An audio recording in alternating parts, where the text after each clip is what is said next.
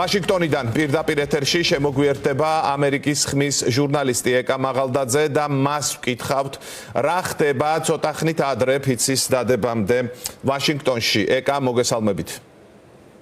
მოგესალმებით, დაახლოებით 40-45 წუთი რჩება მანამ, სანამ ამერიკის არჩეული პრეზიდენტი დონალდ ტრამპი მეორედ დადებს პრეზიდენტის ფიცს და გახდება ამერიკის შეერთებული შტატების 47 პრეზიდენტი. იცით, რომ ჯერ ვიცე-პრეზიდენტი, არჩეული ვიცე-პრეზიდენტი დადებს ფიცს, შემდეგ კი პრეზიდენტი ტრამპი და შემდეგ იქნება საინაუგურაციო მიმართვა. დიახ, განსაკუთრებული ყინვის გამო ეს დახურულ შენობაში გაიმართება, კაპიტოლიუმის შენობაში, კონგრესის მთავარი გუმბათის ქვეშ, როგორც აქ უწოდებენ, 600-მდე სტუმარს იტევს ეს ადგილი, მაშინ, როდესაც 250,000 ადამიანს ელოდებოდნენ კონგრესის წინ ეროვნულ მოლზე, რომელთაც უნდა ეზეიმათ და აღენიშნათ დონალდ ტრამპის გამარჯვება. ცხადია, ბევრი ადამიანი გულდაწყვეტილია, თუმცა ისინი მაინც პოულობენ იმ ადგილს, საიდანაც შეიძლება რომ თვალი ადევნონ არჩეული პრეზიდენტის ინაუგურაციის ცერემონიას. ძალიან ბევრი რამ მიდის, როგორც იცით,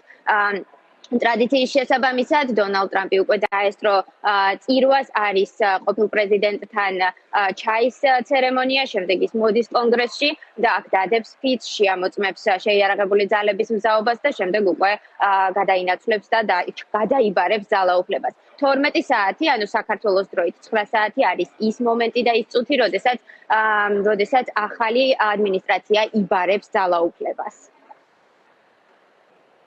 ეკა, რაც შეეხება ინაუგურაციაზე დამსწრეს სტუმრებს, როგორ გამოიყურება ეს შემადგენლობა, რა არის ამ მხრივ საინტერესო და განსაკუთრებით იმ თვალსაზრისით, რომ ეს შენობაში იმართება და არა ისე, როგორც ტრადიციულად ვადევნებთ ხოლმე. თვალყურს არის იშვიათი შემთხვევა, ერთი სიტყვით, რასაც ახლა ვხედავთ.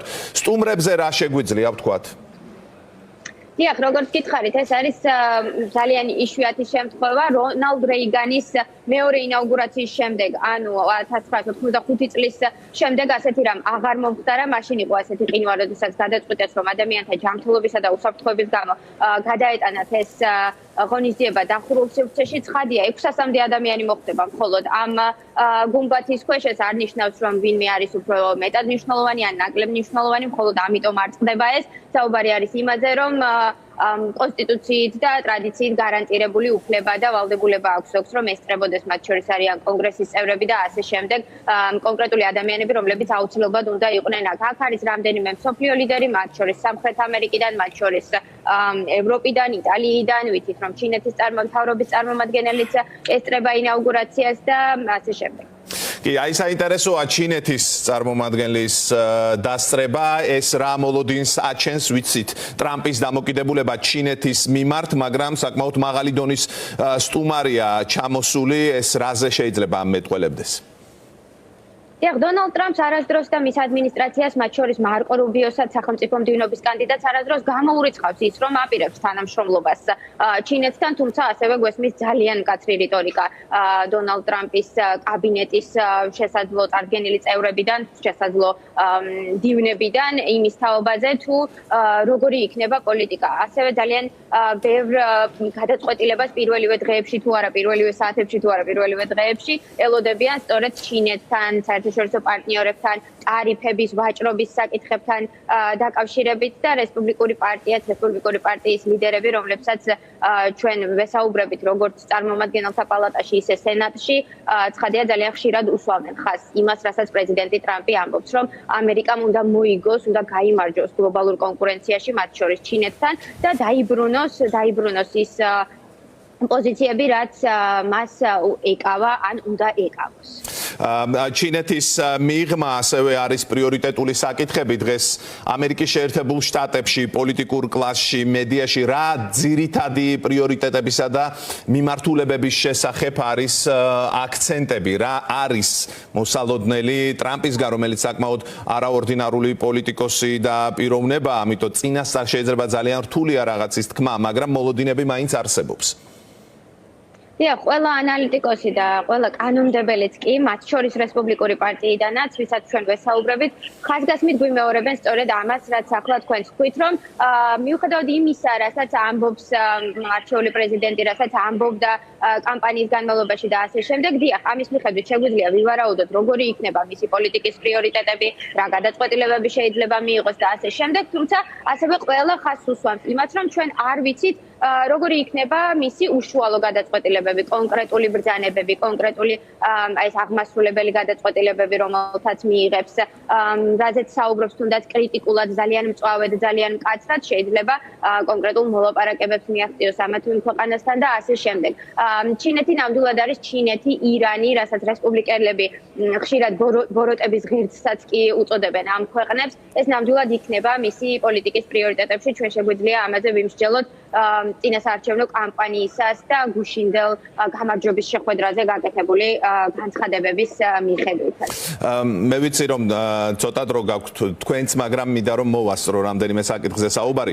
ძალიან საინტერესოა თავად ეს პროცესი, გადაბარების პროცესი, როგორ მიმდინარეობდა, როგორ დაახასიათებდით ამას, გამომდინარე იქიდან, რომ ძალიან მძიმე საარჩევნო კამპანია იყო.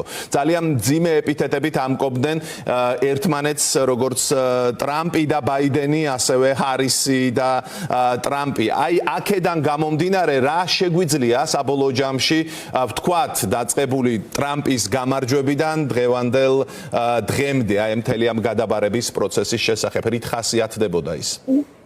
ნამდვილად არაორდინარული იყო ეს საარჩევნო კამპანია, განსაკუთრებით მას შემდეგ, რომ პრეზიდენტმა ბაიდენმა სულ რამდენიმე თვით ადრე თქვა უარი არჩევნებში მონაწილეობამდე, ბოლო თვეებში მოუხდა ვიცე-პრეზიდენტ ჰარის კამპანიაში ჩართვა, იყო თავდასხმა და თავდასხმის მცდელობა დონალდ ტრამპზე, უსაფრთხოების კუთხითაც ძალიან მძიმე თვეები იყო, ძალიან მწვავე და ძალიან დამაპირისპირებელი იყო ეს რიტორიკაც, რასაც უსმენდით, თუმცა ეს იქნება ინაუგურაცია, განსხვავებით წინა ინაუგურაციისგან, რომელსაც დაესწრება ყველა ცოცხალი ამერიკის ყოფილი პრეზიდენტი, მათ შორის ჯო ბაიდენიც. თქვენ იცით, რომ დონალდ ტრამპი გასული 4 წლის წინ არ დაესწრო ჯო ბაიდენის ინაუგურაციას, თუმცა ეს არის ძალიან მნიშვნელოვანი, არა მხოლოდ ცერემონიული საკითხი, ძალიან მნიშვნელოვანი პოლიტიკური გზავნილიც მსოფლიოსთვის, რომ ამერიკის შეერთებული შტატების დემოკრატია დგას ამ პრინციპზე, არჩევნების წესით იცვლება ხელისუფლება, ყოფილი ხელისუფლება აბარებს ახალ ხელისუფლებას, ძალაუფლებას. ეს გამოიხატება ძალიან ბევრ სიმბოლურ აქტშიც და ძალიან ბევრ